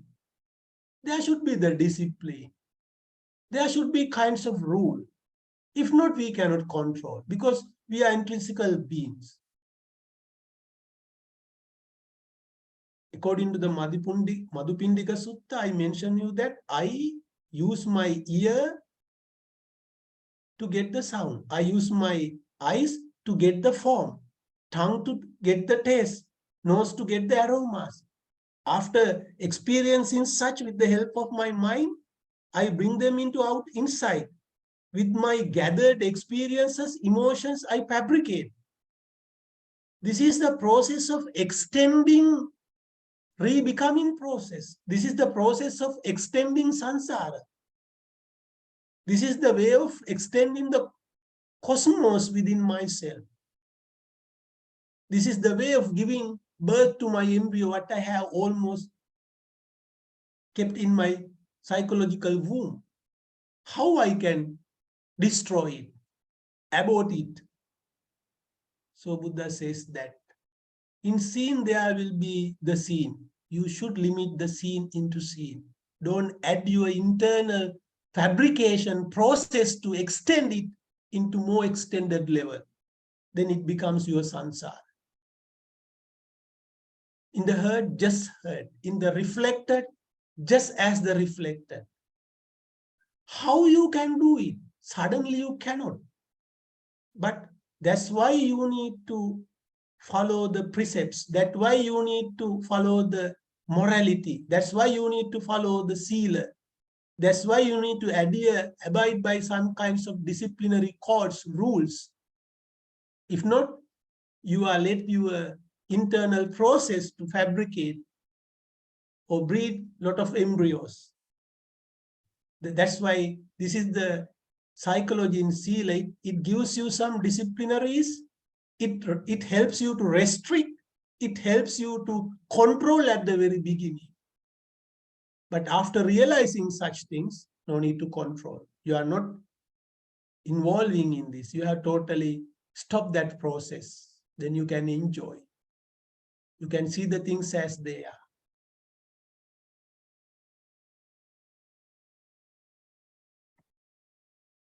So that's why this is the sila, skillful virtues. So when you are practicing, you are having the benefits. You are enjoying physical and psychological benefits. So freedom from remorse, then you enjoy, rapture comes, serenity comes, pleasure comes, concentration, knowledge and vision, dispansion, and the release. Freedom. To reach to this freedom, the morality, the virtues, the disciplinary codes are very important. There should be a kind of way to restrict, kind of way to limit, control. There should be the limitation. We are not allow our intrinsical, natural, psychosomatic chemistry to be wandered. There should be anyhow a control, restriction. That's the sila from the Kimatya Sutta. So then, suppose that now we have control your psychosomatic behavior. You are enjoying the relevant benefits. It's not enough. It's a temporary solution for your diabetic issue. It's the temporary solution for your problem. To get rid of this issue forever, for a good, so you need to even enhance what you have cultivated. You need to enhance these healthy mental attitudes further and further. Then the concentration. Concentration. So when it comes to the concentration, there are more things. So actually, when we carefully read the psychology in Buddhism, you will come across with mental topography. The first realm, there are relevant mental function related to the sensual and sexual world. Then the second realm, fine material existence, immaterial existence, and the supramundane existence. There are relevant mental function related to these mentalities. Now we are here. We are having more psychological, physical sufferings because our mentality is in this realm. Being in this realm, if we find the solution from the same mentalities, we cannot get rid of the issue by limiting our mentalities into this realm. We need to find out the solution for our problems within the karma avachara existence, developing our mind to the highest level. Keeping our mind within the karma avachara existence with the same mentality, if we are finding the solution, we never come across with solution. So we need to enhance our mind to highest level. Then our mind is here, just like when you are climbing up the mountain of the village, so you can see the every nook and corner of your village. When you are in the village, so your eyesight has been totally disturbed, covered by the various sights, sceneries. But when you are climbing up, you can see every nook and corner of the village. So that's why you need to develop, enhance, upgrade your mind to the highest level.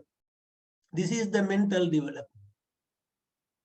So you can develop your mentality when you are concentrating to a given object. Given object. So when you are keeping your concentration with the given object, it may be the breath, it may be the color, it may be the image. Anyhow, you try to concentrate on the given object. When you are keeping your mind in the given object, given factor, it dishallow the arising of a specific unhealthy mental factors. It dishallow. So you have kept your mind on the very given object, no any chance for your unhealthy mentalities which are functioning within you to develop. It helps, this given object help to disallow the arising of a specific unhealthy mental factors. Suddenly you cannot eliminate. You suppress and you get the experience. Suppressing these unhealthy mentalities, you enjoy happiness in relation to this suppression. Not only the happiness. So when you carefully read Samanyapala Sutta, you can see that when you are keeping concentration with the given object, you will enjoy trances, you will enjoy jhanic experiences. These jhanic experiences help you to suppress unhealthy mental attitudes and help you to enjoy the benefits of enhancing healthy mental attitudes. And relevant physiological benefits. This is very specific. So when you carefully read Samanyapala Sutta regarding the jhanic experiences, in relation to every jhanic experiences, Samanyapala Sutta gives us the relevant physiological benefits, physiological experiences, what you can really entertain. So these cultivation are not just mere concept, they have very mental and physical benefits when you are practicing these things. That's very important. That's very important. So how really you can entertain, how you can really enjoy these jhanic experiences and their relevant physical and psychological benefits. So you need to understand, this is really from the Visuddhimagga. To explain more clearly, I got the example from thereof. But you need to find out a very well-experienced meditator, well-experienced meditator. They have the experiences, practice and training to understand your character type. Then they will prescribe you relevant objects. Relevant objects. There are 40 kinds of objects. You need to keep concentrate with these given objects. Then you can enjoy, then you can enhance your mentality to that utmost levels. Okay, then we can see that. So to bring your mind to that utmost level, you need to deal with your mentalities, your mind elements. So our mentality, our mind elements have been discussed in Buddhism in various ways and means as Citta, Mano, Vijnana, feelings, perception, mental constructions, contact, attention. Some scholars, by looking at this mental analysis process, they have tried to compare these things as psychoanalysis in Buddhism. So they have used Erich Fromm's teaching, Carl Jung's teachings, Freudian teachings, but I think two different disciplinaries.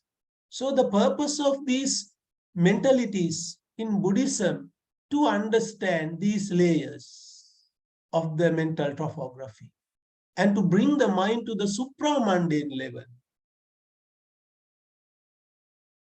and bring the mind to practice,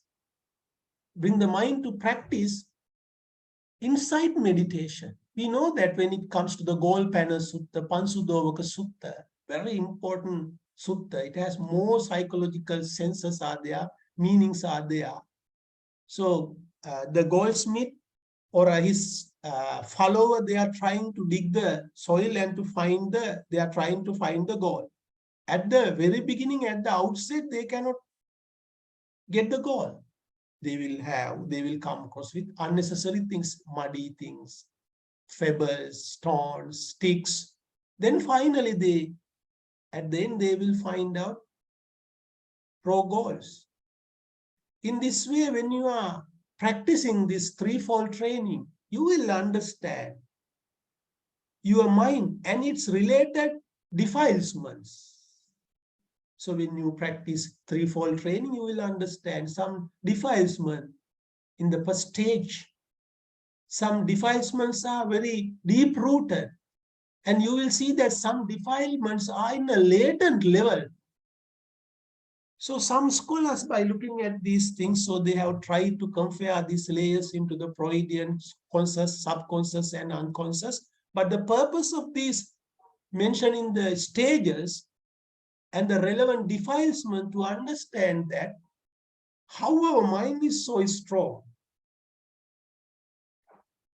how this mind has collected defilement, what they really experience from their childhood up to now, not really to childhood. So they have more experience beyond this present existence to the previous existences. So until you realize almost all these defilement perfectly, though you have eradicated some defilement, there may be latent defilement. In this context, I would like to bring about very significant sutta, Khemaka Sutta. Venerable Khemaka, to certain level, he has eradicated defilements. Still, he is having some suffering. Then the other venerable questions, then he says that though I have eradicated some defilement, still the residues are there. Narcissistic residues I still keep honing in my mind. That's why I am having this suffering. This is the purpose of Buddhism, to show us that though you have enlightened being, but you are not a fully enlightened being. That's why you are extending this authentic suffering to some sort of level. That's very important. So then, time is up really. So this is the way, finally, practicing the concentration and getting the understanding, you really realize that your almost all the defilement which are categorized under five hindrances. You perfectly realize. Through the categorization and discategorizations, you realize when you are practicing this process, these are my defilement. Then you see that five hindrances are within myself. These are the fillers that help me to develop my self-appropriation. Due to these five hindrances, I am clinging into these five aggregates. That's why I am having these sort of sufferings. So then, though you have realized these five hindrances, how you can eliminate them? How you can fully control? You cannot fully control them with sila or the concentration. You need to have full mind. How really you can have the full mind? To get the full mind, the strategy is perfectly mentioned in Mahasatipatthana Sutta and the Satipatthana Sutta. Mindfulness on body gives you the full mind. Mindfulness on practicing feeling, mindfulness on feeling helps you to enhance your full mind. With this extended, enhanced full mind, you will observe your mind and its layers. That's the mindfulness on mind elements. When you are observing and realizing your mind, unhealthy mentality, then you will realize the main defilements as five hindrances. So you will realize your five hindrances. That is the mindfulness on Dhamma. So with the mindfulness on body, mindfulness on feeling, you are having full mind. With this full mind, you are observing your mind. That is mindfulness on mind element. When you are observing, when you are continuously observing without any attachment, you are suppressing, you are controlling, it is not enough. When you are further experiencing such things, then you will see that these 5 hindrances are the root causes. So you are not supporting them to be developed. You are not engaging in developing, fabricating these 5 hindrances. So instead of these 5 hindrances, though there are 5, actually 7 unhealthy mental attitudes are there. Instead of these 7 unhealthy mental attitudes, you are developing healthy mental attitudes, that is the 7 enlightenment factors. Until you realize the 7 enlightenment factors as the antidotes for these causes, you cannot overcome this suffering. So these are the things really today what I really wanted to discuss with you. So in our next discussions, let's try to understand what is the mindfulness in Buddhism, how Buddhism has really discussed the mindfulness. So later we can discuss these things. So my conclusion is that though we are trying to understand psychology in Buddhism, we should try to understand psychology in Buddhism in relation to the Buddhist teachings. We need to get some knowledge in relation to the Western psychology, but we should not intermix those things. So we need that knowledge, but within keeping this knowledge with us, we should try to understand intrinsical, natural, psychological elements in Buddhism. Then we are not harming to both disciplinaries. Then we can amalgamate for the benefits of modern issues and so on, to help the clients, to help these fields. Then we can perfectly use, because we have the clear understanding of each disciplinaries. Thank you very much for your keen attention. Yes, Venerable. Thank you very much, sir. Thank you. So now, from the audience, if you have the questions, you can ask to Professor. Please take your opportunity.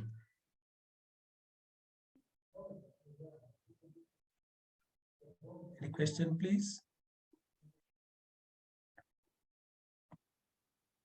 But there are some questions in the chat box. So, are there any questions in the chat box? I don't see any question in the chat box. Okay. But we give some time for the audience.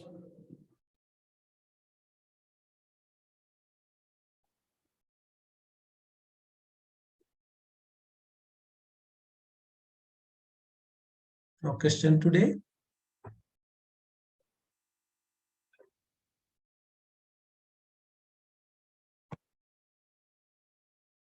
There's one question from Jessica. She has, is it possible Yes. to share PPT? Do you want to share the PPT? It's okay, Venerable. It's not a problem. We can share it. Okay. And from the audience, here's one question. Yeah, Yes. the main thing you can ask a question. Yes, thank you, sir. Yes. For your sharing. Thank you very much. I'm so interesting. I'm Dr. Menenji, and I'm studying a master in science of psychology. Yes. So, and I'm also studying Dhamma, is Dhamma in Myanmar. Yes. Yes. So I want to know, let me know the unconscious our subconscious mind is how to correlate that with Buddhist psychology. Yes. Yes. Good. Very good question. Actually, the conscious and subconscious mind, these are the terminologies that already appeared in the Western psychology. Subconscious, conscious, and unconscious. But as we have almost discussed, when you focus your attention to the Pansudovaka Sutta, Golpana Sutta, yes, we see that this sutta also talks about some, the gross form level, the defilement in the first level, middle level, and the second level.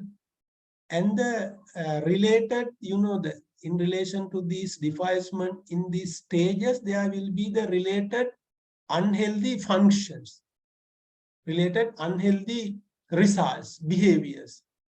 It means that actually why Buddhism brings this sort of analysis to explain us the development of the character. So we know that when it comes to the human transformation, we know that Buddhism has discussed 8 kinds of characters. So the stream winner, the person who has entered into stream winner level, the person who has engaged in the path of the results of the stream winner. There are 4 kinds of spiritual individuals, those who have entered into the path and those who have enjoying the results. There are 4 paths, 4 the stream winner level, non-returnal level, once returnal level, and the arahant. And not only the result, path and results, then it becomes 8 kinds of individuals are there. So this analysis of the defilements, it gives us the advice to enhance our personality. So that's why I even use the Khemaka Sutta. We know that within the Khemaka Sutta, Venerable Khemaka, he is not unenlightened. He is the noble Arya Savaka. But why he is still reconstructing, though he has eradicated some defilement, it may be first or the second level, why still he is having some sufferings? Why he is still fabricating this suffering from real to unreal?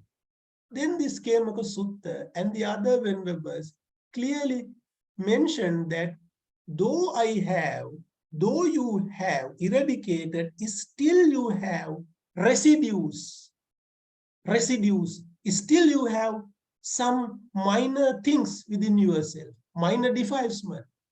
Until you eradicate fully such defilement within the latent level, so you cannot enjoy the well-being, fully liberated level.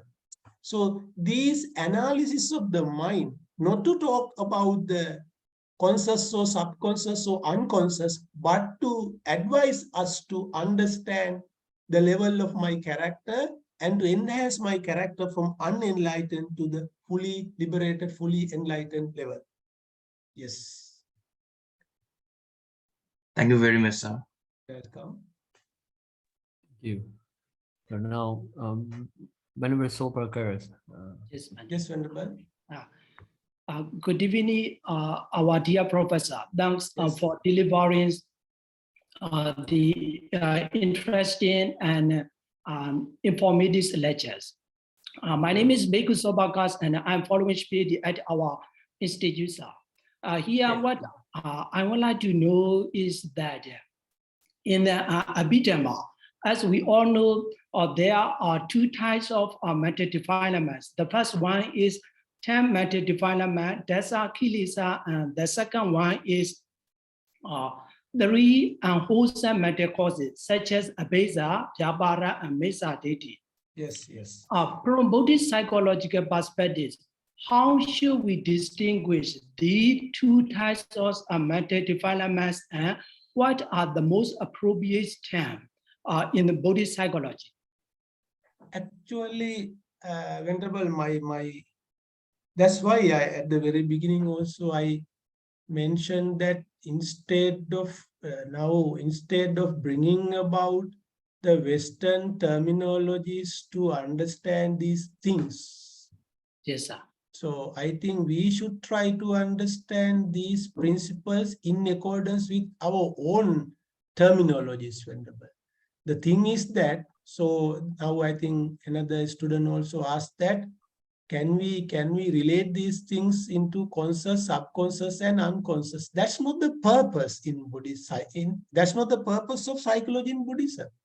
Yes, not to limit them into a kind of specific level as conscious, subconscious, unconscious, or as you ask in the defilement. Yes, sir. Into these sort of categories. The purpose is what? of what is the purpose of introducing this defilement? Actually to enhance the character. So no need to limit them into a kind of the terminologies. If we are trying to do so, it's mean once again we are trying to relate this psychology in Buddhism into Western. So we should not do it. We should not do it. We need to understand the purpose. Purpose is to enhance the unenlightened personality into enlightened personality and the fully liberated level. So we have a path. Though you are unenlightened, you have a chance to develop into several enlightened levels. Though you are enlightened, sometimes still you are a seeker.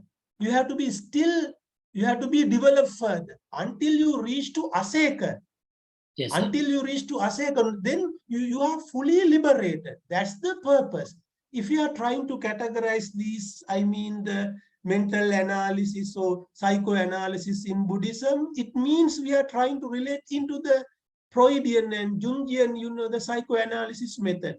If we are trying to relate these things into conscious, subconscious, unconscious, mean we are trying to bring them to under their discipline. That's why in the modern discussion, they are saying that and there isn't a Buddhist psychology because they have not get the membership under their, the organization and so. There are some questions. There are some, the problems. Why we are going to take their membership?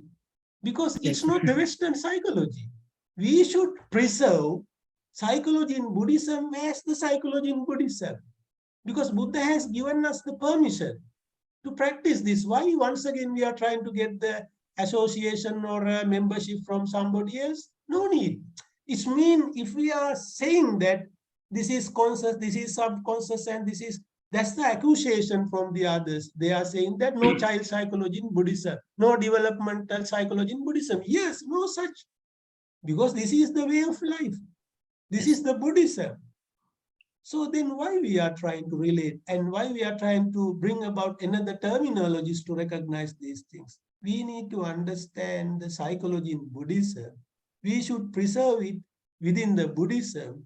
We should practice it as the way of life. Within this way of life, more ethical, psychological, spiritual things are interconnected. It cannot be separated just mere into psychology, just mere into philosophy, just mere into religion. This is the way of life. This is the Buddhism. That's my answer. Thank you. Would you mind asking one more question, sir? Sure. I have, yes.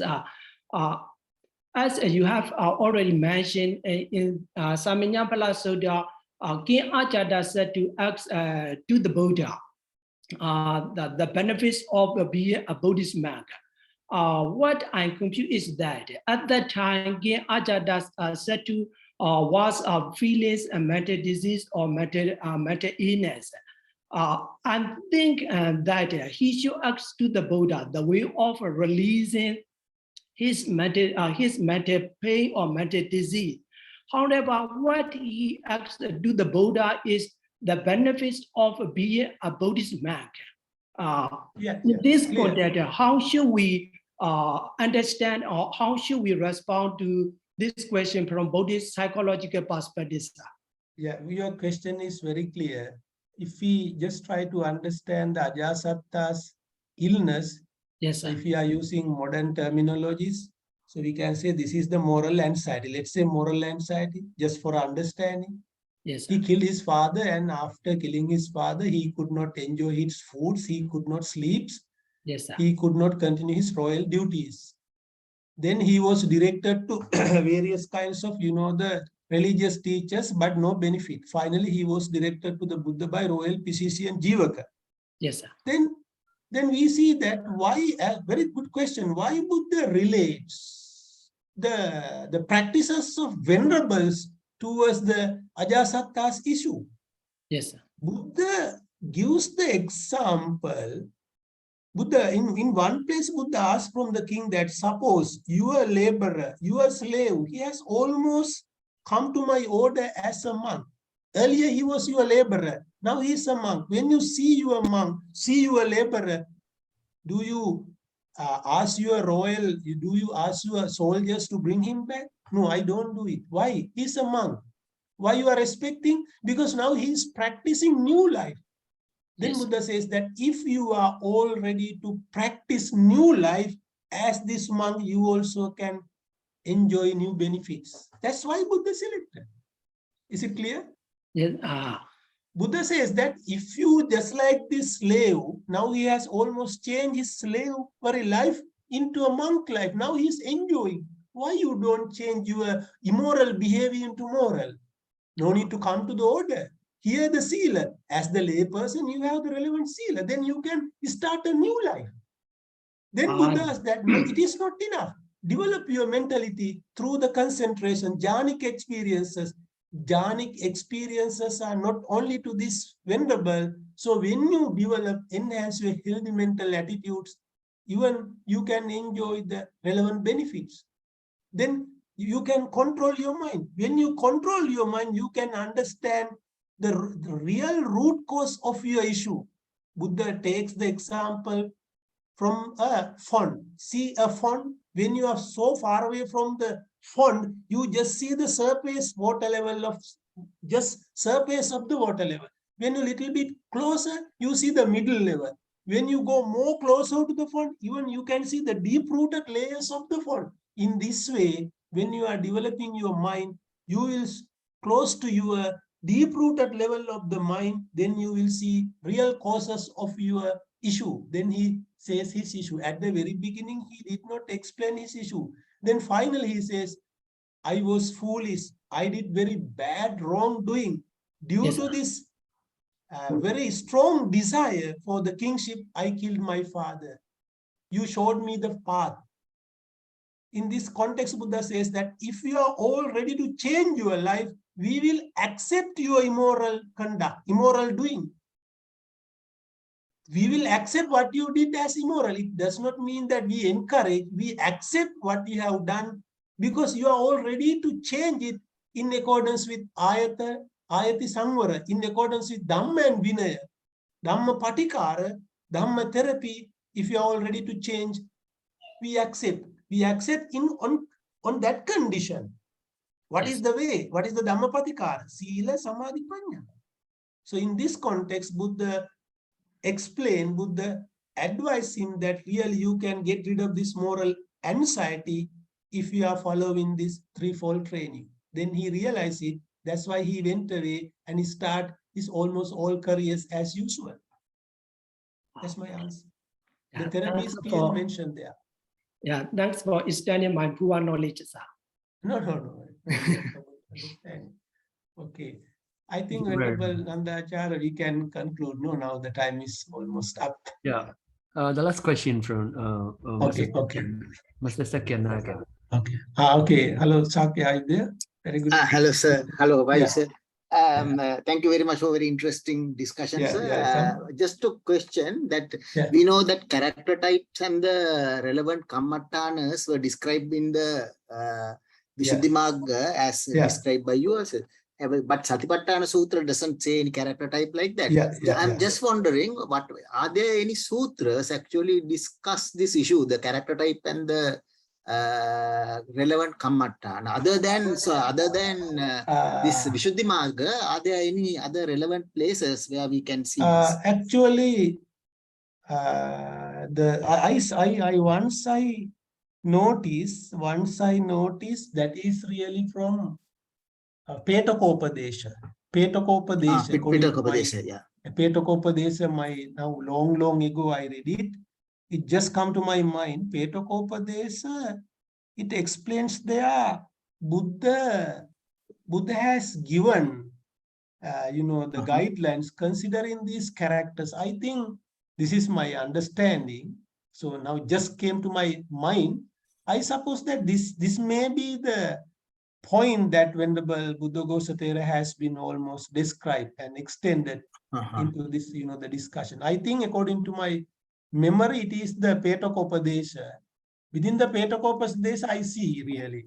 I think in one my article also I mentioned, but there are some discussion regarding the Petakopadesha. Yes. Just see, yes. Thank you very much, sir. Thank you very much for the reference. But the more important thing, Sakya, the within this, the Samanya Pala Sutta, I think the threefold training encapsulated in this, the Samanya Pala Sutta, Sila Samadhi Panya, I think you can see, yes. Yeah, yes. Thank you very much, sir. You're welcome. Thank you. Thank you for a very good question from the audience. So now we are concluding our sessions. For the conclusions, I'd like to invite Ivers to do some conclusions. Thank you. Thank you, Iver. Please break the silence, Iver.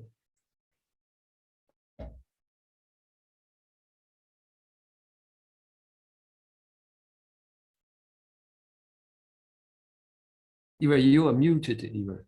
Please unmute yourself. Thank Okay. you. Thank you, Venerable. It's okay. Okay. First of all, I would like to appreciate Professor Wasantha for delivering such a wonderful presentation. What the Buddhist psychology really is. There are 6 more points to discussed. The first, Professor Wasantha introduced the history of the development of Buddhist psychology and the contributions made by scholars to Buddhist psychology. The second, Sabbadukkha Nisaraya, is the starting point of Buddhist psychology. What is the understanding of Nibbana in Buddhist psychology? Professor has introduced the following suttas: Dhammacakkappavattana Sutta and Mahatangha Sankhaya Sutta, Chulamarukaya Vada Sutta, Lohitassa Sutta. Through those suttas, we can see what is the really Buddhist psychology. How does dukkha, the suffering, gradually increase from birth to childhood to adult? And there are a concept about nahu, or the joy of beings, or the joy of growth, also mentioned in the presentation. And the third point, Professor introduced the threefold training to find agreement obtaining. According to Visuddhimagga, Sila, Samadhi, Prajna, therapy should apply this threefold training. The fourth point is mental topography in Buddhism. Mental development slow enjoy jhana can enhance health mental to attainment well-being. The 5, mind analysis. Mind elements about Citta, Mano, Vijnana. Slow understanding of mind bring us to mental topography, to beyond worldly things, how mind connects with defilements. In Pasadovaka Sutta, through it, we can realize the 5 hindrances and slow observing 5 hindrances to overcome our suffering. At last, Professor introduced attaining the right approach, the 4 applications of mindfulness, that according to Satipatthana Sutta. Herein, thanks again, Professor Wasantha, for delivering such a wonderful presentation. And thank you all for attending, listening, and questioning. Okay, thank you very much. Thank you. Thank you. Thank you so much, Iver. Thank you for concluding section. You cover everything that Professor explained. So now we're going to start the session here. I would like to invite for our next online public lectures. So you're invited to join every monthly lectures of our Citta Gavesī. Thank you very much. Thank you very much, and good night. Good night. Thank you very much. Thank you, Venerable. Thank you. Thank you.